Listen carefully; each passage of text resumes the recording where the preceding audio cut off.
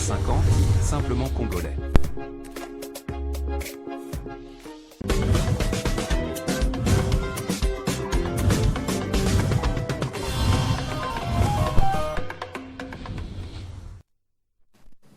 Le gouvernement souminois, la rentrée scolaire, voilà, nous allons essayer d'analyser ces thématiques avec un enseignant, M. Paulo Maurice, bienvenue. Merci, mon pasteur David. Un enseignant qui est habillé en boubou. Donc mais... Comment un enseignant peut s'habiller comme ça? Parce qu'on sait que les enseignants s'habillent, modestement. Mais non, mais écoutez, aujourd'hui, c'est aujourd'hui qu'on tente de braver la valeur de l'enseignant. L'enseignant n'est pas n'importe qui dans le pays où les gens rêvent le développement. Parce que le développement, parmi les acteurs principaux qui peuvent apporter le développement dans un pays, c'est d'abord cette couche qui est marginalisée aujourd'hui. Donc quand nous venons dans le plateau prestigieux comme Télé 50, on ne doit pas venir confirmer cette hypothèse que l'enseignant ne voit rien. Non. Alors vous êtes enseignant à partir du Congo central. Oh, ouais. Et vous êtes ici à Kinshasa dans les cas toujours des vacances ou bien vous menez toujours des plaidoyers? Non, nous sommes dans une guerre permanente. Vous le savez bien que l'enseignant, d'une manière générale, est victime de manque de considération, effectivement, parce que le traitement qu'il est en train de subir, ce n'est pas le traitement qu'il devait subir. Parce que si aujourd'hui nous ne comprenons pas la valeur de l'enseignant, c'est compliqué. Et vous le savez bien que je crois que c'est le 3e ou 5e fois que je suis ici, sur ce plateau, pour dénoncer ce qui se passe dans les secteurs ou dans les sous-secteurs. Nous sommes enseignants au Congo central. Nous sommes victimes d'une injustice sociale. Et nous avons mené ces combats, nous avons rencontré presque toutes les autorités pour leur faire voir que nous priver les transports et les logements, ce n'est pas une réalité, mais c'est une punition volontaire. Et nous avons rencontré presque toutes les autorités. Nous avons rencontré le gouverneur, nous avons rencontré le député provincial, nous avons rencontré le ministre tutelle, celui qui est parti, Tony Mwaba. Il était convaincu. Nous avons rencontré le directeur national de Sekopé. Il était convaincu. Nous avons rencontré le ministre du budget. Nous avons rencontré le conseil du chef de l'État. Toutes les autorités sont informées que nous sommes en train de vivre une injustice. On nous a fait des promesses qu'on devait corriger ça avant même le jour de l'élection du chef de l'État le 20 décembre. Parce que nous avons fait voir que l'élection est l'enseignant qui est mobilisateur, l'enseignant qui est presque partout, joue un grand rôle pour que le chef de l'État soit réélu. Et on nous a même rassuré qu'une fois le chef de l'État revient aux affaires, la première des choses, la priorité des priorités, c'est d'abord corriger les bêtises qui sont dans ce sous-secteur. Et nous l'avons fait. Nous avons rempli notre mission, nous avons joué notre rôle. Le chef de l'État a été réélu et il est là. Il a sorti son gouvernement, on était patient. Mais jusqu'à aujourd'hui, il n'y a pas de signaux. Et maintenant, qu'est-ce que nous sommes venus faire ici? Parce que nous n'avons pas assez de temps. Nous sommes venus effectivement faire le suivi de nos revendications parce qu'il y a eu une commission paritaire. Et chaque rentrée scolaire, on a toujours organisé une commission paritaire. Et cette commission paritaire qui devait avoir le banc syndical et le banc gouvernemental pour ou soit faire des évaluations si ça a été l'année scolaire et projeter l'avenir pour la nouvelle année scolaire qui s'annonce.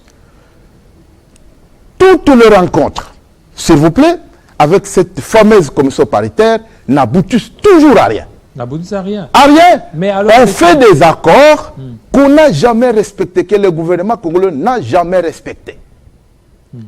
Nous avons résolu, nous avons dit, nous allons aller suivre ce qui se passe à Bibois. J'y étais là. J'étais là, j'ai observé. Mais c'est de n'importe quoi. Il n'y a jamais eu quelque chose d'habituel important. Mais écoutez, ce que moi j'ai vécu à Bibois, ce n'était pas un dialogue, c'était un monologue. De la part du gouvernement? Mais oui. Pourquoi? Le même syndicaliste, ceux qui séduisent les syndicalistes, ils sont à la fois certains directeurs au CECOPE, d'autres responsables nommés par le même ministre, Et c'est ces mêmes gens qui organisent la fameuse commission paritaire. Voulez-vous qu'on trouve du sérieux là où vous êtes à la fois juge et parti? Et donc, ce qui vient de se passer à Bibois, je viens de suivre votre annonce et les gens disent qu'il y a eu un accord, mais en tout cas, à notre avis, il n'y a pas eu un accord. Il y a eu quoi alors? J'ai dit que c'était un monologue, c'est-à-dire un dialogue de sourds. Donc on est venu juste vous imposer. Non, oui, un dialogue de sourds. Pourquoi on dit dialogue de sourds? Effectivement, parce que le bon syndical, nous avons fait une proposition de $500. Nous avons dit, pour arranger ce qui se passe dans le sous-secteur, pour essayer de donner l'équilibre à l'enseignant qui travaille presque tous les jours, sans repos, parce qu'il faut le rappeler. L'enseignant, pendant la journée, il est à l'école en train d'enseigner. Quand il termine, il doit préparer. Et la préparation peut le prendre toute la nuit. Quand le ministre dorme, l'enseignant travaille. Mais comment on peut prendre l'enseignant comme c'était un jouet, comme quelque chose de la raillerie, comme c'était un théâtre. Donc, nous sommes arrivés là-bas, oui, j'ai observé, j'ai compris. Qu'est-ce qui se passe là-bas? Il y a des syndicalistes créés pour besoin de cause, pour venir embrouiller le vrai dialogue. Ces syndicalistes se comportent en syndicalistes militants. Ils arrivent là, ils applaudissent. Mais vous êtes en train d'applaudir quoi? On a vécu du théâtre. Et nous appelons à l'arbitrage, à l'intervention du chef de l'État. Parce que c'est lui, le chef de l'État. C'est lui qui nous a demandé de supporter le coût de la gratuité. Vous savez, la gratuité, si aujourd'hui, on parle de la réussite de la gratuité, mais c'est l'enseignant qui s'est sacrifié. Ce ne sont pas des ministres, ce ne sont pas des DG, ce ne sont pas je ne sais pas qui. L'enseignant a accepté de prendre cette responsabilité. C'est-à-dire, il a enseigné un auditoire de 25 élèves, mais quand la gratuité est venue, qui a amené une quantité d'enfants, l'enseignant accepte d'enseigner un auditoire de 80 enfants, de 60, de 70 enfants. Cet enseignant ne peut pas être marginalisé jusqu'à ce niveau-là. Et donc, nous sommes en train de dire, effectivement, nous, on n'a pas vécu ce que les gens... Parce que quand on dit accord, accord veut dire quoi? Quand vous venez avec la proposition de $500, et le gouvernement dit, nous ne saurons pas vous donner $500, voilà ce que nous sommes capables de vous faire, mais voilà le timing. On nous parle de 100 000, chers journalistes, papa pasteur. Mais le 100 000, c'est où? On nous a dit qu'on va payer d'abord 50 000 avant la rentrée. Mais la rentrée, c'est le 2. Ils vont payer ça dans une semaine. Dans une semaine. On nous a d'abord fait voir qu'il y aura une paye complémentaire à la clôture de l'année scolaire 2023-2024, je pense, avec quand Tony Mwaba était encore là. Le même syndicaliste qu'on a toujours utilisé, il est venu faire l'annonce qu'il y aurait une paye complémentaire. Il n'y en a pas. Il n'y a pas eu cette paye complémentaire. Et aujourd'hui, on fait nous faire voir qu'avant la rentrée, on va payer 50 000. On va payer ça quand? Ils ne peuvent pas nous prendre pour des gens qui ne réfléchissent pas. Nous sommes intellectuels. Si aujourd'hui, les gens parlent français, les gens conjuguent le verbe être, mais ils ont appris ça où? C'est l'enseignant qui les a appris ça. L'enseignant mérite considération et valeur. Ce n'est pas comme ça. Nous sommes déçus. Nous avons appris le propos tenu par le vice-premier ministre, ministre de la fonction publique. Quand nous nous parlons de $500, nous ne sommes pas bêtes, nous ne sommes pas fous, nous sommes partis des données. On nous a... Oui. Bon, vous voulez que ce soit $500 qu'on vous donne au taux du jour? Mais les $500, c'est quoi? Si vous voyez le million et le millier d'argent qui sont détournés chaque jour. Mais $500, c'est quoi? Pour un pays qui rêve un développement. Mais vous venez de recevoir nos pasteurs ici qui parlent de la jeunesse. Mais la jeunesse, qui doit éduquer d'abord la jeunesse? C'est d'abord l'enseignant, c'est d'abord l'école. Mais si l'école est démissionnaire, voulez-vous qu'on encadre la jeunesse? Mais la jeunesse n'est pas encadrée parce que vous négligez l'encadreur.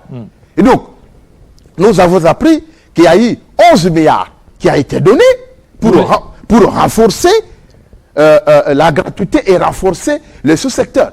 Nous avons appris qu'il y a eu 1,4 milliard qui a été donné, mais nous avons fait des calculs. Nous avons dit, c'est possible. Mais si c'est impossible, qu'on nous dise l'enveloppe de l'enseignant est de combien exactement? Parce que nous, et pour vous, par rapport à ça, c'est que vous voyez que la rentrée risque d'être hypothéquée pour le 2. je ne vais pas donner la réponse exacte parce que ce n'est pas moi qui décide. C'est la base qui va décider. Nous allons faire la restitution fidèle de tout le scénario qu'on a vécu. Nous allons faire la base. Parce que ça fait pratiquement une semaine que vous êtes ici. Oui, ça fait déjà une semaine. Jusque-là, aucune suite. Mais quoi la suite? La suite, c'est quoi? Nous avons dit, nous sommes venus d'abord, nous avons proposé les $500 qui devaient être discutés. Ce n'est pas l'évangile. Oui. Deuxième chose, nous avons dit la suppression des zones salariales. Pourquoi? Vous avez toujours accordé une importance particulière pour ces combats des enseignants. À Boma, nous avions dit que Boma est considéré comme une brousse. C'est parce qu'il y a la présence des zones salariales. Et je suis appelé, nous sommes appelés presque partout. Nous avons 6 villes qui sont payées comme des enseignants du village. Et nous avons résumé cette revendication en disant suppression des zones salariales. C'est le deuxième point de notre revendication. Nous avons aussi dit paiement des NU, NUP. Il y a des NUP que l'État congolais a donné le matricule depuis 2022, mais qui n'ont jamais été payés. Ces gens travaillent. Ces gens supportent le coût de la gratuité. Nous avons dit qu'il faut donner une retraite honorable aux enseignants. Parce que nous avons... C'est de n'importe quoi. Vous allez donner 2 millions à un enseignant qui vient de vous faire 50 ans de carrière. Et nous avions dit, ce sont ces préalables. C'est ça l'ordre du jour, au fait, qui devait constituer même la rentrée. Donc, la rentrée scolaire était conditionnée par ces préalables. Et c'est pourquoi on a convoqué la commission paritaire. Et cette commission paritaire avait, les uns appelé ça par évaluation, les différents accords. Mais les accords, qu'est-ce qu'il y a là-bas? Chaque année, il y a toujours des commissions paritaires. Et chef de l'État, nous pensons, quand vous avez toujours eu le souci de suivre le plaid de Dominique, il faut supprimer cette histoire des commissions paritaires. Parce que c'est un théâtre, c'est du tourisme. Mais lorsque le gouvernement dit qu'il y aura une rentrée scolaire apaisée, vous attendez à ça? Rentrée scolaire apaisée, cela veut dire quoi? Cela veut dire, c'est que en dehors... On vous a déjà donné votre édu, vous a donné votre part pour que vous rentriez comme il se doit. Je sais que vous êtes un journaliste d'investigation. Vous avez parlé de la rentrée, il y a eu un accord qui a été trouvé, qui a été signé. Qu'on nous brandit cet accord, il y a quoi là-bas? Parce que nous apprenons qu'il y aura 100 000. Et le 100 000, soi-disant, sera payé 50 000 avant la rentrée. Avant le 2. Mais le 2, c'est dans une semaine. 50 000 francs. 50 000 francs qu'on va ajouter. Et nous avons dit, ils vont ajouter les 50 000 sans supprimer les zones salariales. Qu'est-ce qu'ils auront fait? On leur dit, les chefs de l'État, le représentant du chef de l'État, Bibo, a dit que le chef de l'État a instruit qu'on corrige les erreurs. Parce que le chef lui-même, pendant qu'il prêtait serment, il a dit, nous allons placer ce deuxième mandat sous les signes de correction des erreurs et conservation des acquis. Oui, il y a un acquis parce qu'il y a la gratuité, malgré au prix des enseignants. Mais les erreurs, nous qui sommes là, c'est nous les victimes. Nous sommes en train de vous dire, voici les erreurs. La première erreur, oui, supprimer les zones salariales parce qu'on ne peut pas avoir dans le même secteur 3 zones salariales différentes. On ne peut pas avoir ça. Le même verbe être qu'on apprend à Boma, c'est le même verbe être qu'on conjugue à Matadi, à Lubumbashi et à Kinshasa. Ça, c'est une bêtise, c'est une décision politique pour faire fléchir et pour empêcher la réussite de la gratuité. C'est ce que nous avons dit. Première condition. Deuxième, nous avons parlé de amélioration des conditions socio-professionnelles de l'enseignant. C'est pourquoi nous avons parlé de $500. Les $500, le ministre de la fonction publique a dit que c'est une proposition réaliste qui risque de prendre toute l'enveloppe salariale des fonctionnaires. Qu'on nous dise, le ministre touche combien? Un seul ministre touche combien? Comme ça, nous allons faire le calcul de... Ils sont combien? 54. 54 ministres fois le salaire, comme ça on verra. Et le député touche combien? On va maintenant évaluer si réellement, quand l'enseignant réclame que l'enveloppe va partir, toute l'enveloppe va partir, Ça, c'est regrettable. Donc, là où nous sommes, chers journalistes, nous ne sommes pas en train de défier l'État. Et nous sommes en train de supplier à l'intervention urgente du chef de l'État pour sauver cette année, cette rentrée.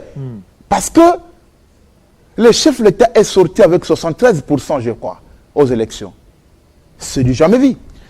Mais le secret des 73%, ce sont des enseignants. Ce sont les enseignants, mais parce qu'il y a eu la gratuité. La rentrée, vous parlez, vous mettez en évidence beaucoup plus vos avantages liés à l'aspect salarial, mais il y a aussi cet aspect sanitaire, les monkeypox. Est-ce que vous prenez aussi des précautions, vous, en tant qu'enseignant, pour que les enfants, qui risquent d'être beaucoup plus exposés à cette maladie? Quand vous êtes à l'école, on parle de la conscience professionnelle. L'enseignant n'a plus la conscience professionnelle. L'enseignant, je vous donne l'exemple, moi, je suis à Boma, je gagne 240 000 francs. 240 000 francs je dis 240 000 francs, même pas 100 $. Mais vous êtes habillé en boubou. Mais oui, mais ça, il faut faire des coups de main. Hein? Il faut aller faire des Torah. L'enseignant aujourd'hui, avec 240 000 francs, l'enseignant, pensez-vous qu'il peut suivre les difficultés particulières de chaque apprenant? Pensez-vous que l'enseignant sera à la hauteur? Pensez-vous que l'enseignant va suivre ce qu'il faut faire pour prévenir les épidémies? Mais c'est pourquoi notre pays... Vous voyez, nous cherchons le chose avec son contraire. Parce qu'on parle de développement. Mais le développement viendra d'où? Papa, dans un pays normal, on accorde une importance particulière dans ces secteurs de l'éducation. Parce que c'est l'éducation qui doit transformer, qui doit perfectionner, qui doit enjoliver, qui doit arranger, qui doit rendre la personne utile dans la société. C'est pourquoi vous verrez un ministre qui détourne l'argent parce qu'il s'est échappé dans l'éducation de base à l'école. Parce que l'enseignant qui devait lui donner cours, cet enseignant est affamé. Et donc, pour répondre à votre question, l'enseignant n'est pas stable. Nous demandons que le chef de l'État intervienne. Parce que c'est à Bibois, c'était un monologue, ce n'était pas un dialogue. Et je sais que je m'expose à la désactivation, parce que c'est ça comme mode de fonctionnement. Quand tu parles, ou soit vous êtes intimidé, ou soit on vous appelle, vous êtes désactivé, c'est-à-dire quand on dit désactivation, vous n'avez plus droit au salaire. Ça, on va subir et nous allons accepter. Mais je pense que le chef de l'État ne va pas aussi tolérer ça, parce que c'est lui-même qui nous dit de réclamer lorsque nous voyons nos droits sont bafoués. Voilà, pour terminer, on termine d'ici là. Maintenant, le gouvernement souminois, 100 jours, votre appréciation en tant qu'enseignant? Bon, oui, c'est déjà 100 jours. Je crois qu'on peut quand même, parce que même à l'école, il y a des périodes. On voit la première période, deuxième période, mais déjà la première période, nous voyons jusque-là quelques ministres qui se distinguent. Lesquels? Bon, par exemple, Moutamba, le ministre de la Justice. Et moi, s'il faut faire une proposition au chef de l'État, il faut que le chef de l'État puisse focaliser son attention sur le développement. Quand on dit développement, on voit d'abord les infrastructures. Alors maintenant, votre ministère ne se retrouve pas dans les 100 jours? Notre ministère jusque-là ne se retrouve pas. Il y a aussi la ministre des Affaires sociales, non? Oui, nous apprécions, parce qu'on vous voit d'ailleurs, vous nous avez manqué. Un moment, vous êtes toujours avec la ministre. Nous avons peur qu'on puisse nous ravir. Donc, cette femme-là fait un grand travail. Mais nous l'attendons aussi chez nous au Congo central. Elle ne peut pas seulement être là-bas. Donc, je crois que le chef de l'État doit prendre le ministère du développement rural, accompagné de tous les autres ministères à caractère rural. Quand on parle des infrastructures, on parle de l'agriculture, on parle que ces gens constituent une commission. Et on leur donne une mission précise sur les routes des dessertes agricoles d'abord. Voilà. Aussi, nous prenons le ministre de la Justice comme chien de chasse qui va suivre et surveiller pour qu'on ne puisse pas détourner. Voilà. Je vais terminer pour dire, au Congo central, nous appelons le président de l'Assemblée provinciale, Papi Matezolo, être réellement le gardien du temple. Parce que c'est un produit de la résistance qui vient d'une école de Némoransem. Et nous appelons le gouverneur Bilolo. Il a été avec Guy Bandou. Il a vu comment Guy Bandou est tenté de commettre des erreurs dans sa gestion. Et lui doit les éviter. Parce qu'il n'a pas droit à un échec. Son échec, c'est l'échec de toute la jeunesse et de toute la population. Et je vais citer pour dire, on nous a accordé, nous, la jeunesse, la chance de réclamer le rapatriement du corps de Jacques Mbado Sitou, paix à son âme d'heureuse mémoire, de fait Jacques Mbado Sitou fut le gouverneur de la province du Congo central.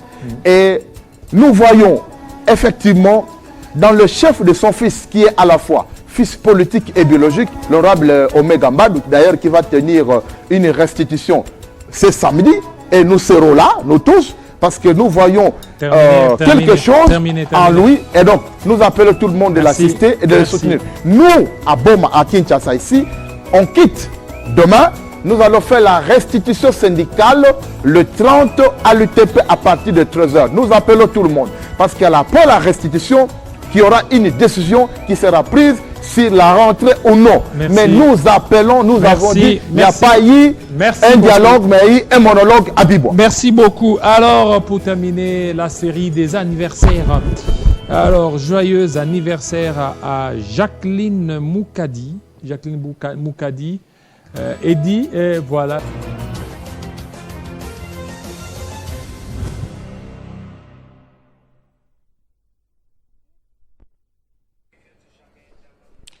Ba triba suwa banangini balonji ba ngumu ya jomba to tele 50 mokulu wachiriba kola yini anishayi diskajilenga jibedi baganja kon fesha ngumu yetu ya bikoso ngumu yetu ji finganuka jabana mutula sanje di badi jadika muja